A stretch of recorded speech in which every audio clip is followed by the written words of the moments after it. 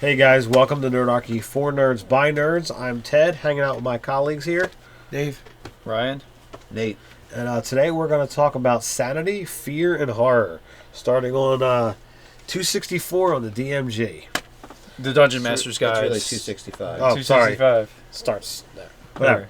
So, Sanity, guys, what do you think? Are we seen enough to talk about this? Maybe, maybe not. Not after reading it. So here's the deal with Sanity. Like, if in most games it's not relevant, but if you're running a high horror game, where it's going to come up, definitely your Ravenloft style games, your Cthulhu style games. That's maybe gothic horror. Yeah, or even if your GM's terrible and you're horrified by it, and he's adversely affecting your sanity. Well, then I think you might be making the sanity check. Right. Exactly. Not your characters. Yeah. So so the concept is you gain an extra score to basically gauge how you deal with horrible things, Right. and whether it breaks your head or not. Right. So they say if you're using the point buy system, you get an extra 3 points. If you're using the basic stat array, you get an extra 11 To throw in for putting sanity into your game. And it's a way of saying, okay, well, you can gain and lose sanity throughout your adventure. You can restore your sanity by like resting and trying to forget the things that you've seen, and you can lose sanity by just seeing god awful things. And also like there's a saving throw system based off of that. Essentially, it's also more like it's almost more like a saving throw stat, Right. than it is Anything else, because it doesn't really do anything. Like the far realm, like outsidery things, it becomes your check for that to know things. And aberrations. Yeah, exactly. So it becomes your check stat for that, but it really doesn't do anything for you statistically. It doesn't do anything good for you. It's because if it's really high, it's just like your highest stat is tied up into this thing. No. Yeah, you look at And things. you might not go crazy. Yeah, you'll look at likely things, not go crazy. You look at things and your head doesn't break most of the time. Yeah. But, you don't do anything, and everything else you're not very good at. Now, like, if you were playing in a Cthulhu-style game where you're actually not supposed to do other things, Right. And by that I mean, everyone wants to play Cthulhu, right?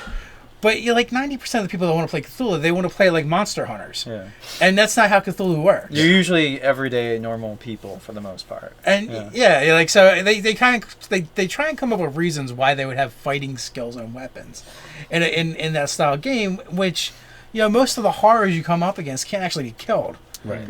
Not by normal means. So, you what you really need to do is, like, find out what the problem is. So it's more like an investigation game. But, people come from, I guess, like the D&D mentality, or like, it's monsters, we kill the monsters and the problem's solved. No! You spend your time trying to kill the monsters and Cthulhu comes and eats the world. Usually how it ends. Just saying. Yeah, Usually pretty much. It never goes well. I mean, even when the people send Cthulhu back to wherever, or make him go back to sleep, they usually die or go insane. Yeah. So Because they didn't have an 18 in their insanity check. Yeah, one of the ways I was thinking of maybe doing it is, so what if, because like as you level, you've gotten more hardened to things. You've seen more stuff as you're like when you're 20th level. So like maybe actually adding your level as a bonus to checks, but like so like Proficiency bonus. Well, to give people proficiency in sanity as they level. No. I would. Well. That I would make it a proficiency bonus if that's what you deal with on a regular basis. I mean, I would say like characters of faith would have proficiency because the proficiency I think creeps. Well, no, it caps at 6. Yeah, but it goes up by level. It goes up by level, but it caps at 6. So maybe give like religious characters because they're a little more. They have something outside of themselves to more firmly attach themselves to. So like either their level or proficiency, whichever is better. Because like a paladin, because any Cthulhu type game you play, the religious character, the priest, is always going to have the highest sanity score out of anybody. Well, that's why it says that typically if you're not going to use sanity, you can just wisdom. go off of your wisdom. Right? And priests and paladins tend to have a high wisdom. Right, yeah. Well, I mean, Paladins, if you've ever seen Ace Zenith, not so much. But, in general, yes. But then again, it's a saving throw for a paladin anyway, so he just is better at it anyway. Yeah. But if you wanted to add, the sanity score into your game, like you said, maybe paladins and clerics, and I would even go as far as maybe chaos mage sorcerers are proficient in that. In that saving throw, so those guys are going to just be better at it. Maybe the chaos with sorcerer is just like, well, my mind's already kind of out here anyway. Might as well take the full trip. Yeah. So resilience is a feat that could actually up the score and give you proficiency as well. So odd thought, popped into my head.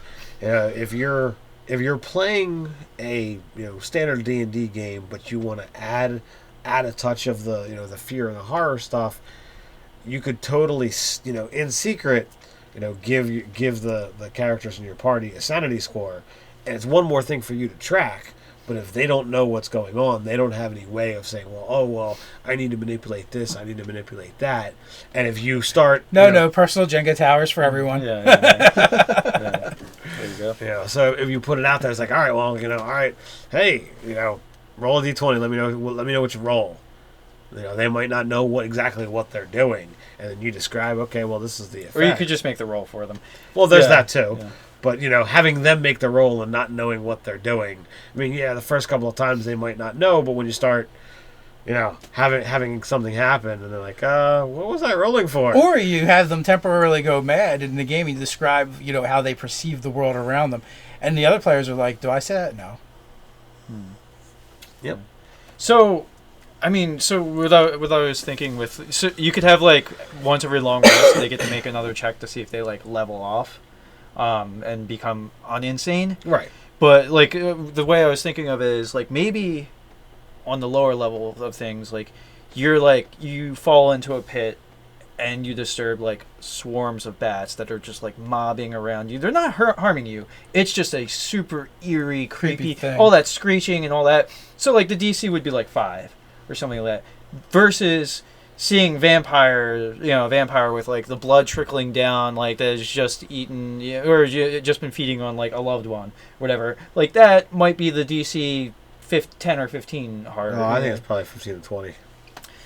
It's not like Cthulhu. Like it's it's creepy. There's no tentacles. Yeah, it's creepy, but it's not like it wasn't a vampire. I mean, because like there's like the oozy, like undulating, like there's something super like like unnatural. Yeah, like because like I get pretty grossed out like seeing maggots. Like it's maggots and slime and like all kinds. Like that's like DC 20 like with slime and ooze and maggoty. Add 5 to the DC for slime. Maggots is another 5. Yeah, Tentacles absolutely. is another 5. Yeah, it's compounding interest here.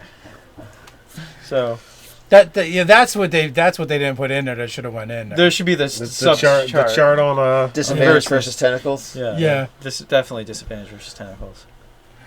There's also fear and horror, which Yes. kind of blend in with the whole sanity check system.